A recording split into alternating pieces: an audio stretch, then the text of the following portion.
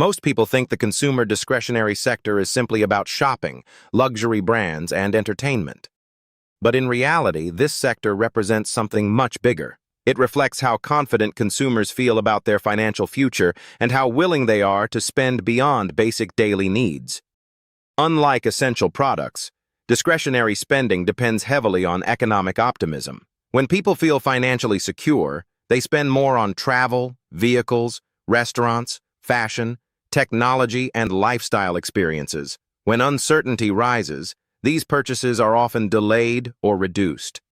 At its core, the consumer discretionary sector exists to provide products and experiences that improve comfort, convenience, and personal lifestyle. To understand how this ecosystem works, you need to break it into three major layers. The first layer is retail and e-commerce. These companies operate physical stores and online platforms that sell clothing, electronics, home goods, luxury products, and specialty items to consumers around the world. The second layer is automobiles and parts. This includes the manufacturing of vehicles, automotive technology, and the components required to support transportation systems globally. The third layer is consumer services. Hotels, restaurants, entertainment companies, travel platforms, and leisure businesses all belong to this category. These companies generate revenue from experiences, tourism, and discretionary lifestyle spending. Together, these three layers form one of the most economically sensitive sectors in the market. But what does this sector actually produce? Its real output is choice and discretionary spending. Unlike necessities, these products and services are not essential for survival. Consumers buy them when they have extra income, financial flexibility, and confidence in the economy. This sector is deeply connected to personal aspiration, lifestyle upgrades, and consumer behavior. Now, who leads this sector? In retail and e-commerce, companies like Amazon, Home Depot, Lowe's, TJX Companies, and LVMH dominate large parts of global consumer spending. In automobiles and leisure, firms like Tesla, Toyota, McDonald's, Booking Holdings, and Ford generate enormous revenue through transportation, travel, dining, and entertainment ecosystems. These companies rely heavily on branding, global distribution networks, customer loyalty, and large-scale operational efficiency. Now let's talk about what drives the sector. One major driver is disposable income. When wages rise and employment remains strong, consumers have more money available for non-essential purchases. Another major factor is interest rates. Expensive items like vehicles and home-related purchases are often financed through borrowing. Higher interest rates can reduce affordability and slow demand.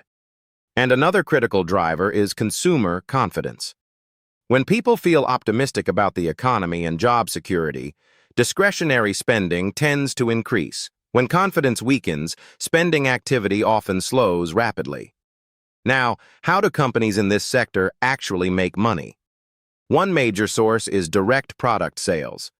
Retailers and manufacturers generate revenue by selling physical products to consumers both online and through traditional stores.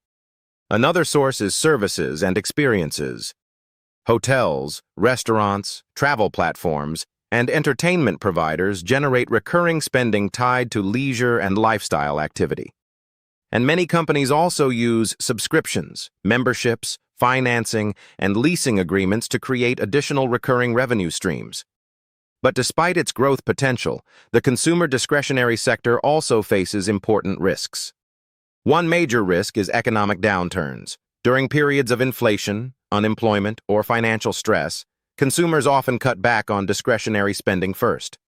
Another challenge is trade disruption. Tariffs, geopolitical tensions, and supply chain instability can increase manufacturing and transportation costs across global markets. And finally, changing consumer preferences create constant pressure on companies to adapt quickly to new trends, technologies, and buying behavior. Today, the consumer discretionary sector remains one of the clearest reflections of economic confidence and household financial strength. Because when consumers feel optimistic, spending accelerates across the entire sector. And when confidence weakens, discretionary demand often slows rapidly. At the end of the day, this sector is not simply about products. It is about lifestyle, aspiration, and the willingness of consumers to spend beyond necessity. If you want to understand markets, you have to understand this system. Subscribe to NAVIXA for clear, structured market insights.